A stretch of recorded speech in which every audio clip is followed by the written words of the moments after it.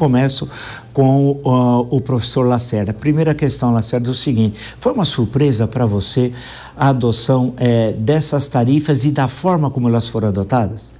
Foi sim uma surpresa, Vila, primeiro porque o Brasil já tinha sido taxado junto com outros países naquela tarifa mínima, vamos dizer, de 10%, dentro daquela tábua que o Trump apresentou, né?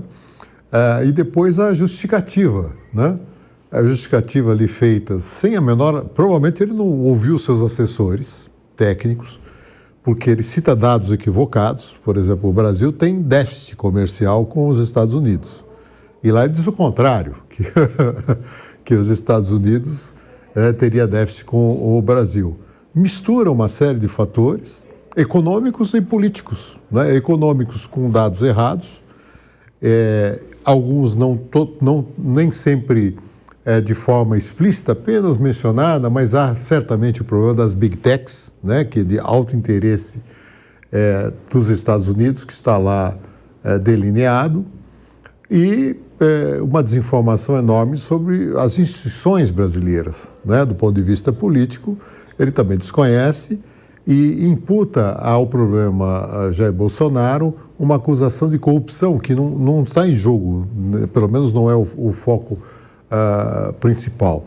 E confundindo também, entendendo que talvez o Poder Judiciário seria subordinado ao Executivo, quando nós temos aquela coisa dos pesos e contrapesos dos poderes Executivo, Legislativo e Judiciário. Então, surpreende, primeiro, um certo amadorismo, né? Na justificativa, no formato. E algo que também, do ponto de vista econômico, se de fato praticado, é um tiro no pé do próprio Estados Unidos. Não por acaso, há empresas norte-americanas sediadas nos Estados Unidos e as suas filiais no Brasil alertando para o impacto da medida. Porque se você tiver um encarecimento das importações de insumos, matérias-primas e mesmo produtos, isso vai contra os interesses dos Estados Unidos, né? Então, essa configuração está a exigir uma mobilização, como tem sido feita do governo brasileiro, em mobilizar as empresas envolvidas, né, o setor empresarial e a própria sociedade, porque se a gente pegar os acontecimentos mais recentes, até 25 de março entrou na justificativa, né, de uma forma totalmente enviesada. Professor Marcos Vinícius de Freitas, justamente pegando esse gancho do Lacerda sobre até a 25 de março entrou no discurso oficial do governo americano. Tem a questão do PIX, mas a 25 de março realmente é um detalhe tão pequeno, num contexto tão complexo e da maior potência econômica, que chama atenção sobre quais são os quadros existentes no governo americano que fundamentam a política hoje americana, especialmente a política econômica e a política exterior, porque é uma coisa, convenhamos, menor. Com a sua experiência na China, como é que dá para comparar a resposta brasileira, ao menos até o momento? É bom lembrar que as tarifas começam a entrar em vigência dia 1º de agosto. E quando as pressões sempre muito grandes e maiores, inclusive porque o volume é muito maior de comércio, e no caso dos Estados Unidos tem um comércio deficitário com a China, no caso da China, dá resposta do que você sentiu na sua vida profissional e acompanhando o dia a dia. Boa noite, professor Vila, um prazer estar com o senhor também novamente aqui. Obrigado. Conversando. Eu até escrevi um artigo sobre isso no Diário de São Paulo, não estou fazendo merchan, né, nesse processo todo, mas fazendo uma comparação daquilo que eu vi na China e daquilo que eu tenho observado no Brasil. E não há dúvida de que no caso chinês chegou a 145%. Aquilo que o Trump anunciou como medidas que ele faria de taxação e de tributação dos produtos chineses. E não houve dúvida de que os chineses disseram que fariam até 125%, mas os chineses chegaram a um ponto que disseram, olha, passou de 40%, não é mais imposto, não é mais tarifa, é embargo. Então, nós temos aqui uma situação em que o presidente dos Estados Unidos e o governo americano está efetivamente fazendo um embargo à China. E aí e o mundo inteiro dizendo que a China tinha uma dependência dos Estados Unidos, que os chineses iriam rapidamente sucumbir àquela situação toda. Mas o que eu notei foram 3 coisas ali que eu achei muito interessante. Em primeiro lugar, eu vi um reconhecimento de que estavam sob ataque. Isto é fundamental. O país está sob ataque. E isso é relevante com relação a um processo seguinte que aconteceu, que foi: se o país está sendo atacado, nós temos de nos unir contra o inimigo externo. E daí é que veio o fato de que os chineses aceitaram a impor sanções aos Estados Unidos, reconhecendo também que deveriam não somente corresponder na medida, mas que deveriam apoiar o governo nesse processo todo. E a gente sabe, todo mundo acha que a China é um monolito, que todo mundo acredita na mesma coisa. E não, existem vários questionamentos com relação à posição do governo em determinadas situações, mas aqui houve algo muito de aproximação. A gente chama também de race to the flag, né? Vamos proteger a bandeira do nosso país. E a terceira coisa é a crença de que eles tinham os instrumentais no lugar para evitar que determinadas coisas acontecessem.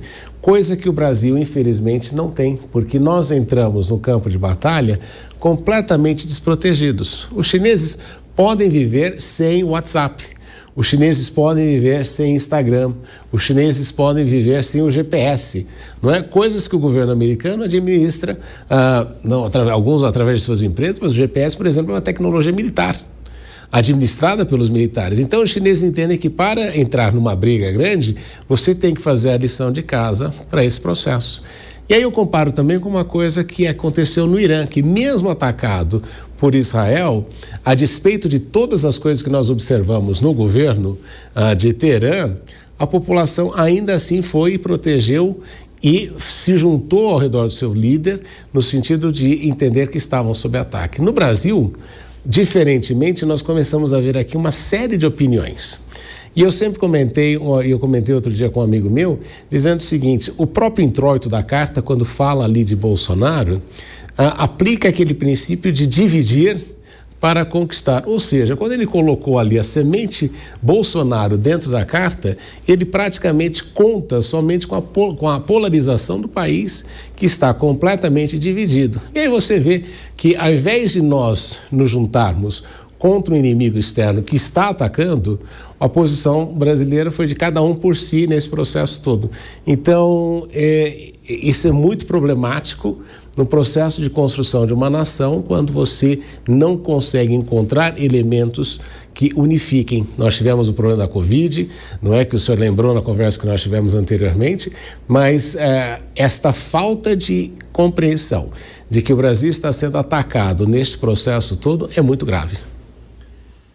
Eu queria perguntar para o senhor José Luiz Pimenta Júnior a seguinte questão, para o senhor também. Foi uma surpresa para o senhor as medidas adotadas e a amplitude das medidas, agora inclusive com o documento mais recente do governo americano, incluindo questões até do PIX, que estaria desfavorecendo uma grande Big Tech americana, e também até a Rua 25 de Março, tecendo considerações absurdas, inclusive sobre a Rua 25 de Março, que deixaria provavelmente a Prefeitura de São Paulo indignada, que já fez inúmeros combates à pirataria, não só lá, e avisando ao Trump e seus aliados, vamos dizer assim, que tem também a região Brás-Pari, que eles poderiam incluir nessa questão, onde também há um combate contra a pirataria feita pela Prefeitura. Eu pergunto ao senhor, como é que o senhor analisa esses últimos acontecimentos? Boa noite, professor Vila, boa noite, professor Lacerda, professor Marco, um prazer estar aqui com vocês. É uma surpresa, vamos dizer assim, previsível, se a gente puder colocar dessa forma. A surpresa está na magnitude da medida, né? Obviamente, quando a gente olha para a magnitude da medida, é uma medida assimétrica que coloca o Brasil dentre os países com que foi tratada, né? Foram tratadas as cartas, né, enviadas pelo Trump no domingo, como de maior tarifa, sendo que é o único que tem superávit, né? Com que os Estados Unidos têm superávit. É claro que a gente estava numa zona ali de apreensão de 10%, Então a gente sabia que a gente ia sair com alguma coisa, porque a medida tarifária ela é transversal, isso o setor privado já estava prevendo, enfim, todo mundo já sabia que ia sair com alguma coisa. Agora, 50%, há estudos já que comprovam, né, vários deles, que a partir de 45%, 40%, próprios modelos econométricos, microeconômicos, já comprovam que você já não tem a viabilidade do comércio mais, né? Praticamente uma sanção específica ali, ou a um setor, a um país como um todo, como é no caso do que os Estados Unidos estão fazendo com o Brasil, ou já em alguns setores, né? Porque a gente olha para algumas medidas já, a gente está falando aqui de uma medida específica, né? Mas se você olhar o outro conjunto de medidas, em relação ao aço, alumínio, isso já transbordou para tarifas bem acima desse montante de 50%. Então, nesse sentido, quando a gente olha para a tarifa, ela vinha, porém, não nessa magnitude. Acho que esse é o ponto principal. Quando a gente olha para o restante da situação como um todo, a seção 301, aí sim a investigação da seção 301, aí a gente está falando de um longo processo de investigação, que aí pode culminar, assim, com sanções muito mais pesadas, inclusive, do que as tarifas de 50%. Então, a gente está falando de dois momentos diferentes, dois momentos distintos. O primeiro momento é agora, com o que está acontecendo, especificamente até o dia 1º de agosto, que possivelmente vai culminar com uma tarifa, oxalá não de 50%, que os negociadores consigam negociar isso e cair, né? Mas de uma outra questão, que é do longo prazo da investigação, que aí vão ter elementos comprobatórios que a gente pode falar um pouco mais para frente. Mas são dois momentos distintos e o arsenal contra o Brasil é pesado, sim, Vila.